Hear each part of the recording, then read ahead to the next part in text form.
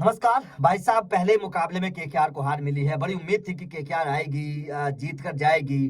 तो सेरेमनी में भाई साहब किंग खान भी आए थे, सब कुछ गाना बजाना हुआ था। ऐसा लग रहा था कि शायद केकेआर बहुत धमाकेदार अंदाज में जीतेगी, 2008 की तरह आरसीबी को हराएगी, उसी तरीके से कोई पारी खेलेगा जैसी ब्रेंडन मैकुलम ने खेली थी। हालांकि कप्तान अजिंक्य रहाणे बहुत बेहतर टच में नजर आए, सुनील नरेन बहुत बढ़िया करते हुए नजर आए। लेकिन भाई साहब केकेआर की इस हार के बाद कुछ गुनाहगार हैं। उन गुनाहगारों पर केकेआर को थोड़ा सा ध्यान देना पड़ेगा अगर अगले मुकाबलों में बेहतर करना है, वरना मामला गड़बड़ हो जाएगा। क्योंकि ये हार केकेआर को बहुत कुछ सिखा रही है। इस हार के 5 गुनाहगार कौन से हैं, चलिए इस पर फटाफट आप लोगों को बता देता हूं। क्योंकि ये हार केकेआर के लिहाज से एक तरीके से बहुत दिल दुखाने वाली है। इस हार पर केकेआर को थोड़ा सा मंथन करना पड़ेगा, सीखना पड़ेगा। इस हार का सबसे बड़ा गुनाहगार भाई साहब क्विंटन डिकॉक, विकेट कीपर बल्लेबाज के तौर पर क्विंटन डिकॉक को केकेआर ने रखा है। क्विंटन डिकॉक आए, एक चौका मारा, चलते बने, अनाप शनाप शॉट खेल रहे थे, आंख बंद करके शॉट खेल रहे थे। ऐसा लग रहा था जैसे गेंद कहीं है, हवा बल्ला कहीं है, इस तरीके से बल्लेबाजी कर रहे थे।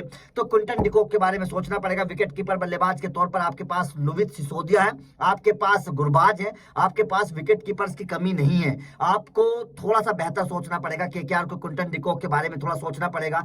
मेरे हिसाब से क्विंटन डिकॉक अगर बढ़िया करते, आंख बंद करके शॉट ना लगाते और बेहतर शुरुआत देते, तो शायद 20-25 रन और बन सकते थे। लेकिन क्विंटन डिकॉक का बचकानी हरकत की तरीके से वो आउट हो गए। दूसरा, वेंकटेश अय्यर, जिम्मेदारी लेनी पड़ेगी भैया।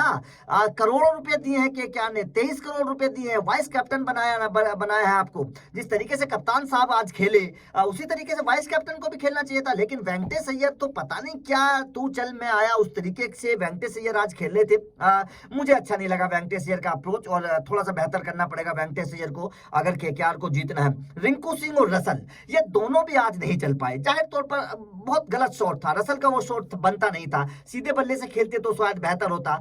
क्रॉस बल्ले से खेलने चले गए, वहां पर सुयश शर्मा ने चौका दिया। तो मेरे हिसाब से रिंकू सिंह और रसल, इन दोनों को जिम्मेदारी लेनी पड़ेगी। ये दोनों जिम्मेदारी नहीं लेंगे तो केकेआर के लिए कभी भी बढ़िया नहीं होगा। सीधी सी बात है।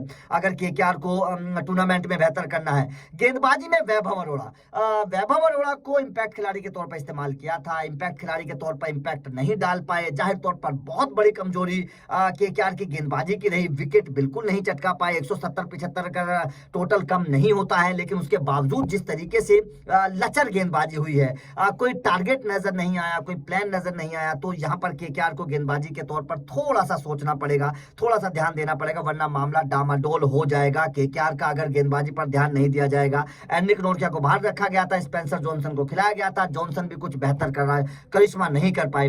वरुण चक्रवर्ती, सुनील नरेन का भी करिश्मा देखने को नहीं मिला। तो जाहिर तौर पर देखिए गेंदबाजी पर केकेआर को जरूर ध्यान देना पड़ेगा अगर केकेआर को आने वाले मुकाबलों में बेहतर परफॉर्मेंस करना है और जीतना है। लेकिन विकेट कीपर बल्लेबाज के तौर पर भाई साहब थोड़ा सा ध्यान देना पड़ेगा, क्योंकि डिकॉक का बल्ला जिस तरीके से अनाप शनाप शॉट खेल रहा था, यहाँ पर थोड़े से सवाल है। लुविस सिसोदिया आपके पास है, गुरबाज आपके पास है, आपको थोड़ा सा सोचना पड़ेगा। तो आपका केकेआर की इस हार का विलन कौन है आपकी नजर में, कमेंट करके बताइएगा। वीडियो अच्छी लगी हो तो लाइक और शेयर जरूर करिए, चैनल को सब्सक्राइब करिए। अपडेट मिलते रहेंगे। Thank you very much.